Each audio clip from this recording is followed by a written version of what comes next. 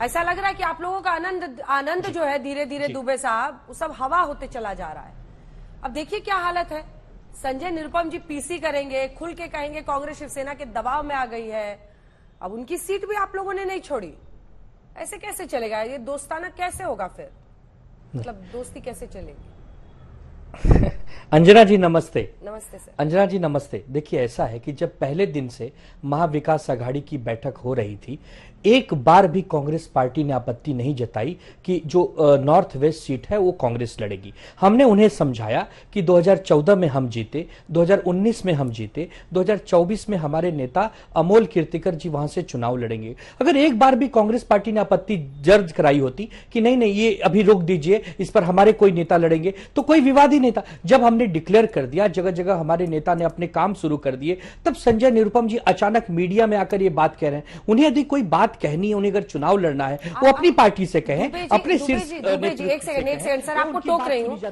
आप ये कंफर्म करने को तैयार है कि कांग्रेस पार्टी की तरफ से किसी ने इस नॉर्थ वेस्ट सीट के लिए, उत्तर पश्चिम सीट के लिए टोका टाकी भी नहीं की जब बातचीत हो रही थी? तो क्योंकि संजय निरुपम तो ये उम्मीद रख रहे हो ना, कम से कम उनकी पार्टी ने बोला होगा। जवाबदारी और जिम्मेदारी से नहीं, बड़े जिम्मेदारी और बड़े ही अदब से कहता हूं, पहले ये बात हुई थी कि जो जहां जीता है, जिसका कैडर जहां मजबूत है, जो चुनाव जीत सकता है, उसका उम्मीदवार वहां लड़ेगा। जब हमारे नेता श्री उद्धव ठाकरे जी ने 4 दिन पहले अमोल कीर्तिकर जी को डिक्लेयर कर दिया, तब भी किसी कांग्रेस के नेता ने आपत्ति दर्ज नहीं कराई। जब महाविकास आघाड़ी की रैली हुई छत्रपति शिवाजी पार्क मैदान में, तब भी किसी नेता ने आपत्ति दर्ज नहीं कराई। अब संजय निरुपम जी अपनी पार्टी के एक नेता है, कार्यकर्ता है, हो सकता है उनके मन में इच्छा हो, लेकिन ऐसे तो इच्छा हमारे मन में भी। रामटेक की सीट जो नागपुर के बगल में है वो हमारी पुश्तैनी सीट हमने छोड़ दी, अमरावती की सीट हमने छोड़ दी, उसके बाद कोल्हापुर की 30 साल से हम लड़ते हैं, 10 साल से हमारे सांसद हैं, वो कांग्रेस के लिए हमने छोड़ दी। तो बड़ा दिल दिखाकर कभी कभी छोड़ना भी पड़ता है, लेकिन यदि कोई बात है तो शीर्ष नेतृत्व से कही जाती है, खुलेआम टेलीविजन पर, सोशल मीडिया पर, कार्यकर्ताओं के बीच में नहीं कही जाती। ये हमारे अंदर इतना तो लोकतंत्र, इतना तो संवैधानिक प्रक्रिया होनी चाहिए कि हम अगर कोई बात से निराश है, नाराज है, तो एक प्लेटफॉर्म होता है, उस प्लेटफॉर्म पर आप अपनी बात कहिए। हमारे यहाँ तो कोई भारतीय जनता पार्टी की तरह तानाशाही या अहंकार ऐसा तो कुछ नहीं है। ठीक है, मैं जवाब लूंगी। चरण सिंह सापरा साहब, आपने फौरन हाथ खड़ा किया, लेकिन वो तो कह रहे कि कांग्रेस पार्टी की तरफ से किसी ने ऑब्जेक्ट ही नहीं किया कि जिसने 19 में जो सीट जीती थी बरकरार रखना था, और इसीलिए आप लोगों ने शिवसेना को ये सीट उत्तर पश्चिम मुंबई की पहले ही दे दी थी। और थोड़ा सा कुरेदिए देखिए दुबे साहब को, उन्होंने पूरी लिस्ट गिना दी कि कौन कौन सी सीटें आपको दी है बड़ा दिल करके। नहीं देखिए नहीं आनंद दुबे जी मेरे छोटे भाई है, और मैं यही कहना चाहता हूं कि देखिए हमको मिल करके एनडीए से लड़ना है, आपस में नहीं लड़ना है, ये इनको भी समझना चाहिए, पहली बात। दूसरी बात, ना तो आनंद दुबे उस कमेटी के सदस्य थे, ना मैं उस कमेटी का सदस्य था जहां पर ये सीटों का आदान प्रदान या जिन सीटों पर चर्चा हुई है। तो ये कह देना कि भाई किसी ने ऑब्जेक्शन नहीं लिया या किसी ने सुझाया नहीं कि वहां पर, एक मिनट, ना ना ना ना ना, ना मैं सीधी बात बोल रहा हूं ना कि ना वो सदस्य थे ना मैं सदस्य था। तो हमको भी बहुत सोच समझ के बोलना चाहिए, ऐसे नेशनल चैनल पर हमें इस तरह से वक्तव्य नहीं करना चाहिए। क्यों नहीं आई वो सीट, वो अलग विषय, वो टीवी चैनल पर बैठ करके चर्चा करने का विषय नहीं है।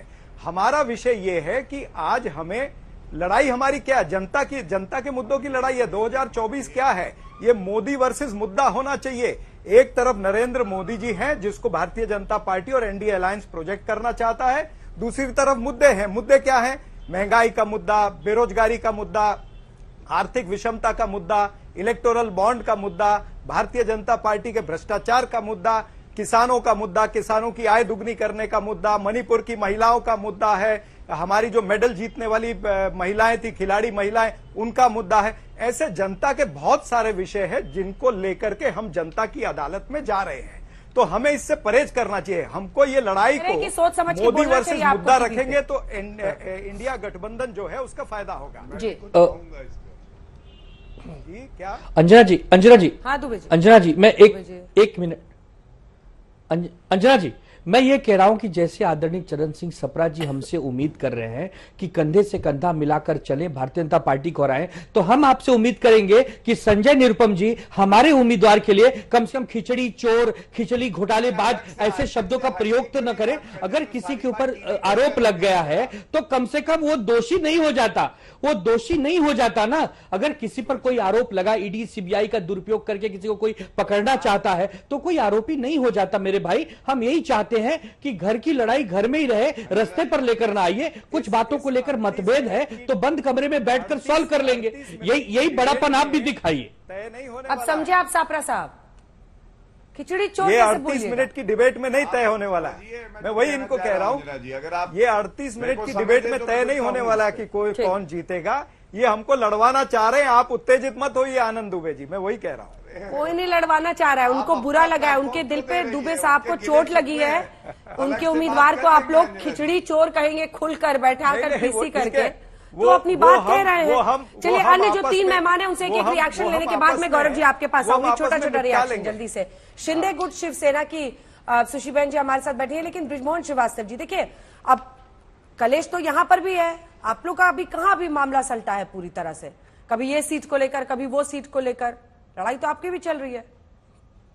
अंजना जी, ये तो मुझे आपसे पता लग रहा है कि हम लोगों के बीच में कोई लड़ाई चल रही है। सबको हम ही से पता चलता है सर, सब पर्दा पर्दे में रहते हैं। ये मैं आपको एक बात बता दूं, एनडीए में किसी भी प्रकार का सीटों को लेकर कोई विवाद नहीं है। एनडीए के साथियों ने महाराष्ट्र से बाहर जाकर भी राष्ट्रवादी कांग्रेस पार्टी को एक टिकट दिया लक्षद्वीप में, कल घोषणा किया हम लोगों ने। हाँ। तो एनडीए में अपने साथियों को सम्मान देने की एक जो चलन है या उनकी एक जो भावना है, इसने एनडीए को एकजुट रखा है और इसमें आदरणीय नरेंद्र मोदी जी का नेतृत्व तो सर्वमान्य है। सारे हम जितने भी एनडीए के समूह है सारे लोग उनको स्वीकार करते हैं, इसलिए हमारे यहाँ पर इन मुद्दों को लेकर विवाद बिल्कुल भी नहीं है और हर बात हर व्यक्ति का ध्यान खुद रखा जाता है। यानी एनडीए हम लोगों को जो लक्षद्वीप पे टिकट दिया है, ये स्वयं हमारे पास भारतीय बीजेपी के नेतृत्व में था कि यहाँ से आपको अपना पार्टी का उम्मीदवार देना चाहिए। हाँ।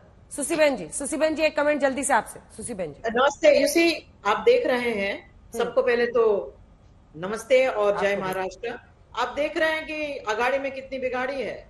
जिस प्रकार से यूबीटी ने एक अहंकारी पक्ष के नाते, एक तानाशाह के नाते अपने आप यूनिलैटरली लिस्ट प्रसिद्ध कर दी और 5 सीट मुंबई की ले ली, सांगली भी ले ली, और ना कांग्रेस को पता ना एनसीपी को पता।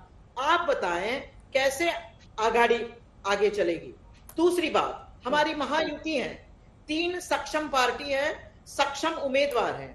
हम साथ मिलके जो हमारी जो थोड़ी बहुत सीट जिसमें डिस्प्यूट है, क्योंकि हमारे पास काफी सारे सक्षम उम्मीदवार हैं, मिलके जॉइंट प्रेस कॉन्फ्रेंस लेके हम नाम घोषित करेंगे। हमारा एक ही ध्येय है, एक ही मुद्दा है, 45 पार, 45 पार। हमें नरेंद्र मोदी जी के हाथ स्ट्रेंथन करने हैं और 400 पार की तरफ बढ़ना है। ठीक है कंचना जी, आपके पास आते हुए हम लोगों ने सुनाया पप्पू यादव का दर्द। आखिर ऐसा क्यों किया आप लोगों ने? ये सच है कि मधेपुरा 14 से 19 के बीच में वो रहे थे 2 बार, उससे पहले भी, लेकिन पूर्णिया में वो कह रहे थे लगातार उन्होंने मेहनत की, पहले से कहा था वहां से लड़ना चाहते हैं, फिर ऐसा एक तरफा फैसला क्यों? क्या मुझसे पूछ रही हैं? जी थोड़ी आवाज नहीं आ रही। ओके, हाँ, यहाँ पर सम्मान की भी बात हुई थी, तो मैं सम्मान के का भी याद दिला देती हूँ। अभी कुछ दिन पहले बीजेपी से जो डिप्टी चीफ मिनिस्टर हैं सम्राट चौधरी जी, एक पिता और बेटी का क्या रिश्ता होता है उसको तार तार कर दिए और उसी मानसिकता को जाहिर किया। जदयू ने 17 टिकट दिया बिहार में, 17 में से एक भी फीमेल नहीं है। शून्य। ये होता है आपका सम्मान?